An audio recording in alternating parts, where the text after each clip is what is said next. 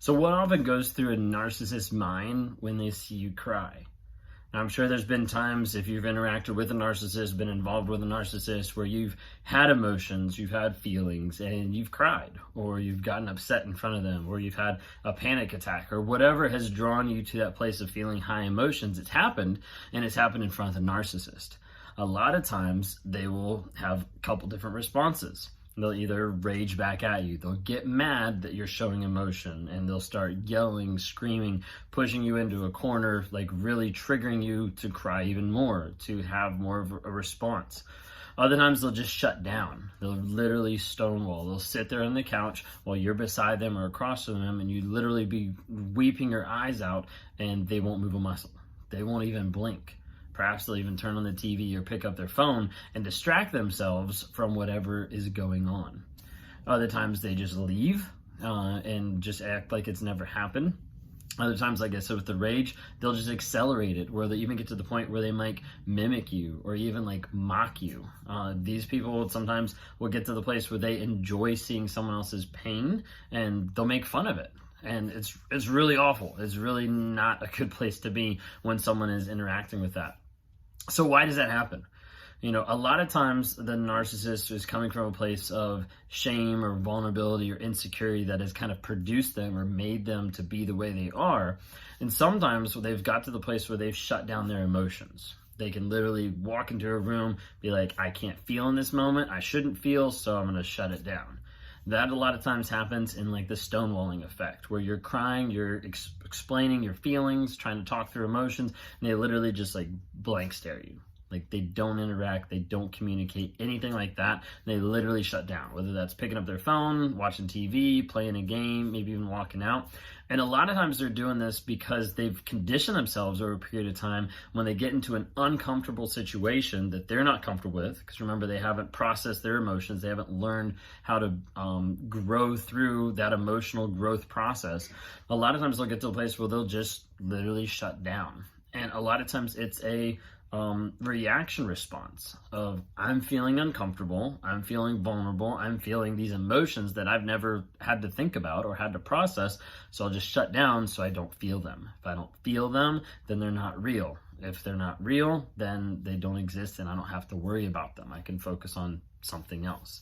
This is why a lot of narcissists will come out and say that you're manipulating them, or you're trying to coerce them with your tears, or with like how you're crying or being upset or things like that. Because a lot of times the narcissist will use those tactics to be able to manipulate and coerce someone else to do something. So as a result, they think, this person has it out for me. This person's going to get me. With narcissism, a lot of times they're not in tune with their feelings. Again, they've been brought up with either like physical, emotional, mental abuse or trauma that a lot of times has put in like this like safety reaction of like, I'm just going to shut down.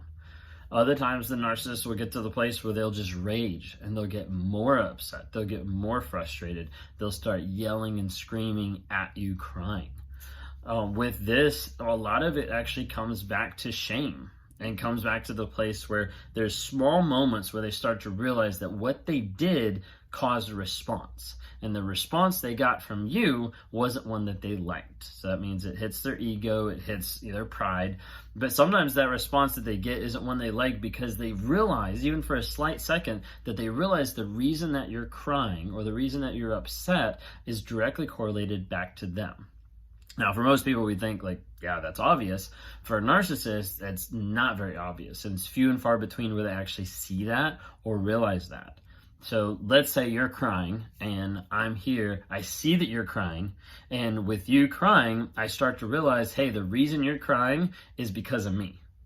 Now, if I think about that thought doesn't fit in my reality. That thought doesn't fit in my reality that I'm the number one person, that my ego is off the chart, that I'm the greatest thing in the world, I'm the best husband, I'm the best listener, I'm the best friend, I'm the blah, blah, blah, blah. Keeps going.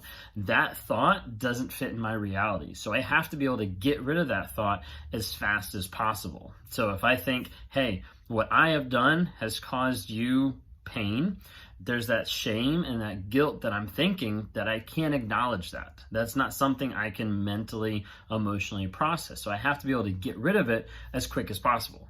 So I might come back and tell you to stop crying. Doesn't do anything. I might get more frustrated, like, no, like really, like stop crying.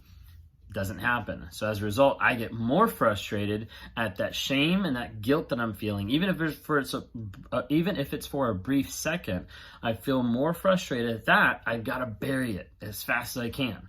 So as soon as I can bury it, if I can't get you to stop crying, if I can't get you to shut up with whatever you're saying or the tears that you're feeling or whatever might be going on, then I might stonewall, I might walk away, or I'll turn it into rage because I'm getting frustrated that I can't get the desired result. I can't get rid of this thought.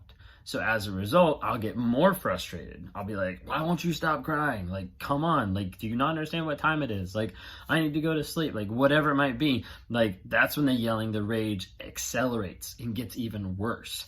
And then what happens is, does it stop? No, it doesn't, because you've just added more fuel to the fire. So the other person is there. So you're there and you're still crying. You're still upset. That accelerates it even a little bit more because the narcissist then sees, oh wait, I screwed up the first time. I caused the initial response that made me think this. Now I caused the second response, which was based on the same thing. And as a result, I feel more shame, more guilt.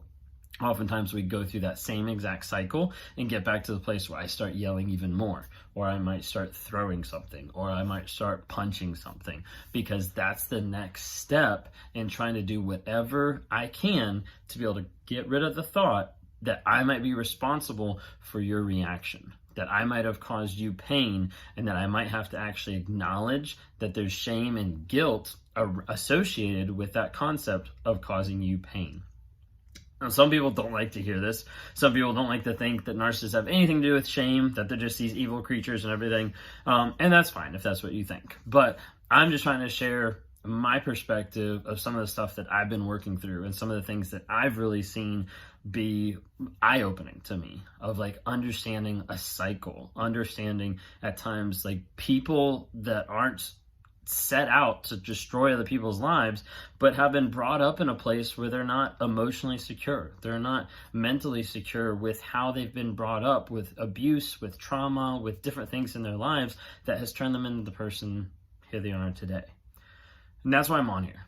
I'm on here to talk to people about narcissism and to help people that struggle with narcissism to get into therapy, to work on cutting the lies and get to a place of healing and growth.